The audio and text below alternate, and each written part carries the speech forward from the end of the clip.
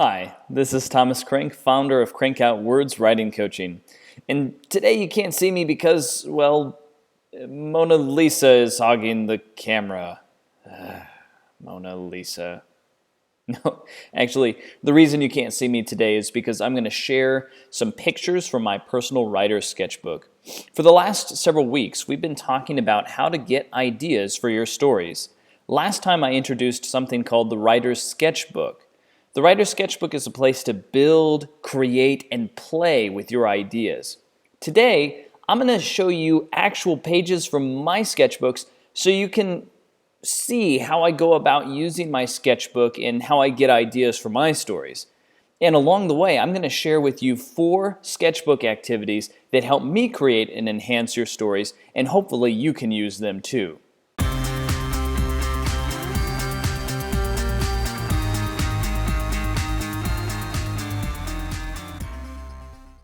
Before I share 4 sketchbook activities for creating and enhancing your stories, I want to first talk about why I think you should use a sketchbook, even if you're not an artist.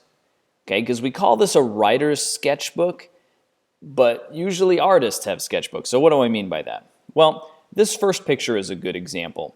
Lined paper is just so boring. And it leaves you stuck on a line, right? You can see here in this picture that I've written all around this character, having fun playing with the space as I did so. It's free, it's exciting. And another reason is you can fit more writing in one of these pages than you can on lined paper. I also love sketchbooks because they make it easier to draw along with writing, which, by the way, even if you're not an artist, drawing will actually help you visualize your characters and settings and plan your stories. And even if you're not an artist, go ahead and get a sketchbook. And that's why I prefer them. But let's go ahead and look at 4 sketchbook activities. So the first one is character development.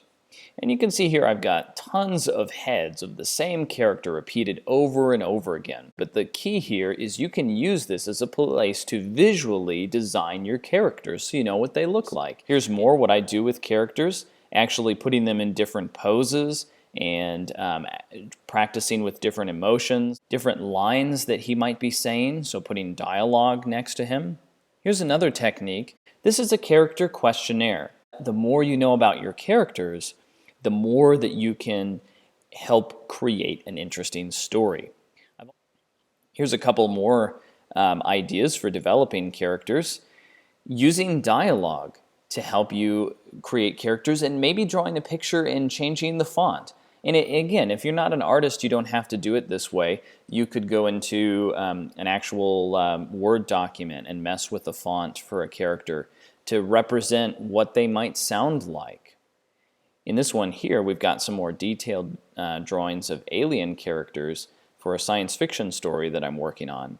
And here, these were lines of dialogue that just kind of popped into my head. So I created characters around them for the story and trying to figure out more about this world. So it's a little bit of world building.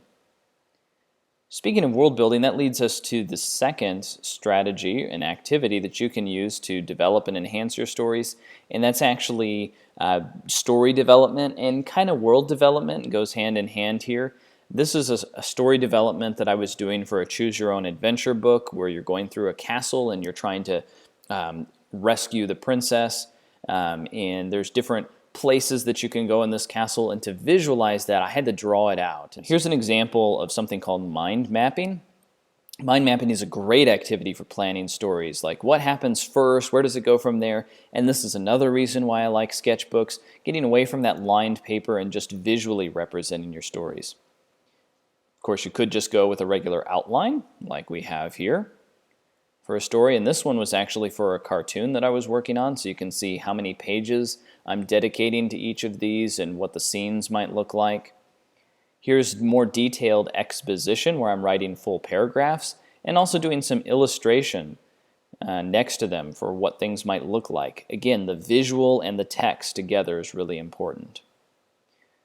This transitions us into the third strategy, and that's research. I know research isn't really a fun word, but when you're making your own stories, it actually is really, really fun. But here I've done a lot of research on what medieval buildings would have looked like, and the bottom there is a map of this little village.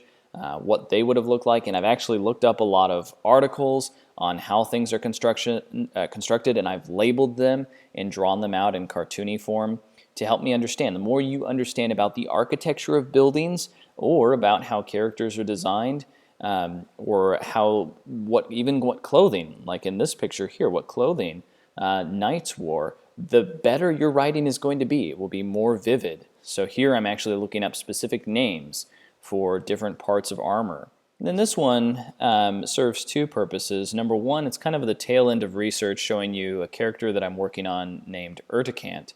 He's an ant. And I actually looked at pictures of ants, studied a lot about ants to try to draw this character. And he's a cartoon version, okay? But more importantly, this quote underneath is a story that my brother told me. And he said, "A grub and an ant were wrestling. They fought for minutes, and they rolled under a leaf. Later the ant limps out, and he comes back with a companion, and together they drag the grub out." And I thought that was really interesting. So I wrote it in my sketchbook, and that leads me to the fourth activity that you can use to enhance and create stories, and that is personal narrative in observations. That's where you're looking around you and writing things that you see, and you're also writing things that you hear and things that have happened to you. Here's actually a cartoon that I did where I was teaching in China again, and the power kept flickering on and off, and my computer kept dying, and the lights kept going on and off and on and off, and I was like, what on earth is going on? So I go down the hallway, and there's this guy. His belly's kind of sticking out. He's a little on the fat side, and he's got wires just like everywhere, all over the floor, and he tells me, there's nothing you can do about it. There's just like so many wires here, and I'm like, no wonder.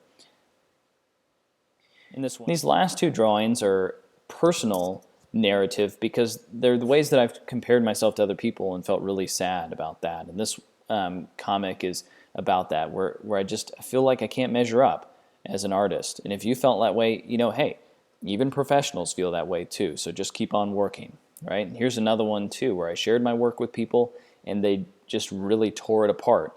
And so I had to draw a picture of Chaucer holding all these scrolls that were just like ripped apart, and it was just a way for me to process through it. So you can almost think about this one as kind of a way to heal after something like that. So hopefully this helped you see a little bit about what you can do in your sketchbook. There's 4 different activities that will help you create and enhance your stories. The first is character development, then story development, then we moved into research, and then finally personal narrative and observation. These are just 4. There's a ton of different things that you can do. For more information on that, go to crankoutwords.com and look under resources, and you'll find all kinds of writing prompts and inspirational ideas for creating stories. I'll see you again next time.